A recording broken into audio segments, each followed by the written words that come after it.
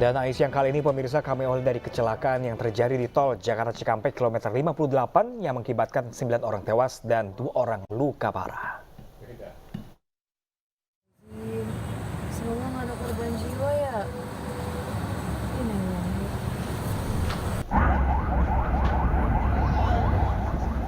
Kecelakaan berawal dari mobil minibus yang berada di jalur kontraflow ke arah Jawa terjadi masalah pada kendaraannya dan berupaya menepi ke bahu jalan jalur arah Jakarta sebelum ditabrak bus dari arah berlawanan. Ketika itu bus dari arah Cikampek tidak bisa menghindar dan menabrak langsung mobil, kemudian terbakar. Mobil mengangkut 9 orang, selain bus dan minibus. 1 mobil lainnya ikut terdampak kecelakaan juga terbakar. Menurut polisi, 9 orang meninggal dunia dan 2 orang terluka berat. Namun ada 12 kantong jenazah yang dievakuasi. Polisi telah mensterilkan lokasi kejadian dan kasus kecelakaan ini masih dalam penanganan polisi. Jalur kontraflow kini ditutup sementara.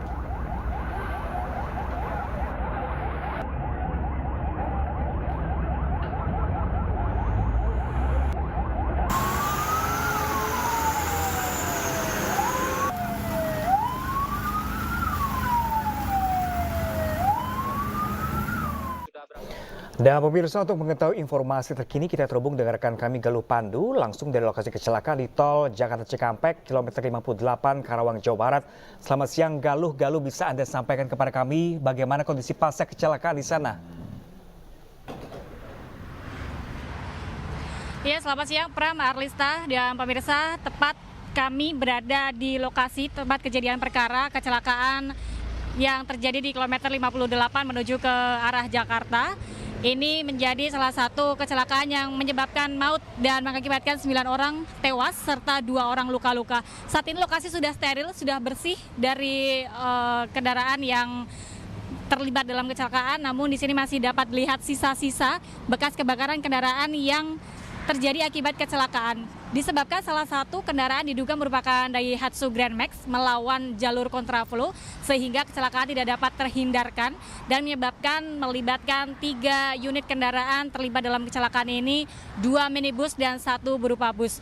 Sementara itu diketahui bahwa 9 orang yang menjadi penumpang dari Daihatsu Grand Max meninggal di lokasi kejadian dan sejauh ini ada 12 kantung jenazah yang dibawa ke RSUD terdekat yaitu di RSUD Karawang untuk dilakukan investigasi dan juga otopsi bagi korban-korban yang mengalami kecelakaan di kilometer 58 ini. Dapat dilihat di sini adalah puing-puing sisa bekas dari kendaraan yang terlibat dalam kecelakaan dan terbakar habis begitu ya. 2 kendaraan terbakar habis dan tadi sempat dilakukan penutupan jalur kontraflow dari kilometer 47 ke 72 akibat kecelakaan ini dan kepadatan kendaraan tidak dapat dihindarkan dari arah Transjawa menuju ke Jakarta. Namun sekarang saya dan tim kami melihat di sini kendaraan juga masih padat untuk kendaraan yang menuju ke arah Jakarta. Namun pada sekitar pukul 10.30 kontraflow kembali diberlakukan atau kembali dibuka untuk jalur atau kendaraan yang melintas dari arah Jakarta menuju ke Transjawa, mengingat ini adalah masih periode arus mudik yaitu H-2 Lebaran. Dapat dilihat di sini segenap petugas kepolisian juga masih berjaga-jaga untuk melakukan patroli di area sekitar. Ada sekitar 3 unit kendaraan dari Korlantas untuk mengamankan lokasi. Adapun 1 unit kendaraan dari Jasa Marga yang masih berjaga-jaga di sini dan mengantisipasi akibat yang disebabkan dari kecelakaan yang terjadi pada pukul 7 tadi. Kami melihat bahwa dari kecelakaan yang diperkirakan terjadi pada pukul 7 pagi, pada pukul 10 atau artinya 3 jam kemudian baru dapat dievakuasi baik para korban maupun kendaraan-kendaraan yang terlibat dalam kecelakaan ini.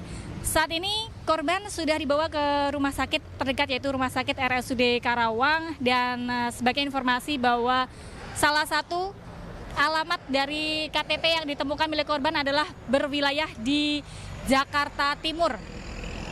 Artinya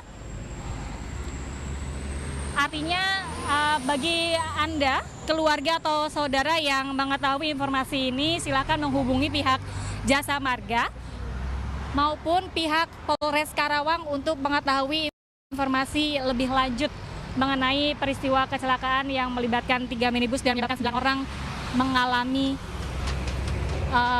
meninggal dunia serta 2 orang mengalami luka-luka.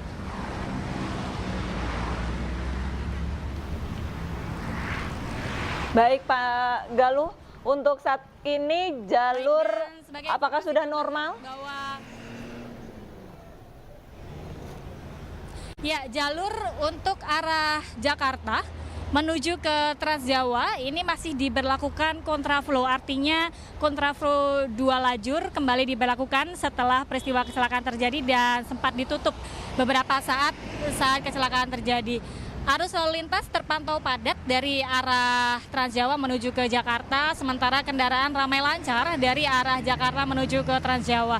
Sementara itu untuk rekayasa arus lalu lintas kembali diberlakukan sama seperti sejak tanggal 5 April 2024 sampai saat ini diberlakukan kontraflow dari kilometer 47 sampai kilometer 70 dan dilanjutkan one way dari kilometer 72 sampai kilometer 414 Kali Kangkung. Dan kami informasikan bahwa setelah ini akan ada olah TKP, namun kami masih menunggu kelengkapan tim dari pihak kepolisian untuk melakukan olah TKP dan sejumlah unit kendaraan dari kepolisian sudah bersiaga di sini. Kita akan terus memantau dan akan memperbarui informasi kami untuk Anda, Arista dan Pram. Masih terus berlangsung, belum lagi nanti ada arus balik kembali. Kalau kontraflow tetap diberlakukan di sana, antisipasi apa yang dilakukan pihak kepolisian setempat untuk menghindari kecelakaan serupa? Ya, kebijakan kontraflow ini menurut keterangan dari Kakor Lantas Irjen Pol Aan Suhanan mengatakan bahwa kebijakan ini akan kembali dievaluasi dan hal-hal apa yang nantinya akan bisa meminimalisir kecelakaan seperti yang hari ini terjadi akan dievaluasi kembali. Namun sampai sejauh ini kami memantau bahwa arus lalu lintas dan rekayasa lalu lintas masih kembali diberlakukan sejak tanggal 5 April sama seperti yang diberlakukan hari ini. Namun sejumlah pihak kepolisian juga tetap bersiaga di sini dan kemungkinan setiap personil kepolisian di masing-masing titik strategis yang juga memiliki potensi kecelakaan sepanjang ruas jalan tol Jakarta Cikampek maupun Cipali dan lain sebagainya juga pasti akan disiagakan untuk memberikan pertolongan pertama apabila terjadi hal-hal yang tidak diinginkan. Pram. Baik, terima kasih banyak atas laporannya Galuh Pandu langsung dari kilometer 58. Kami masih akan terus memantau perkembangan terkini untuk olah TKP di sana. Terima kasih banyak Galuh.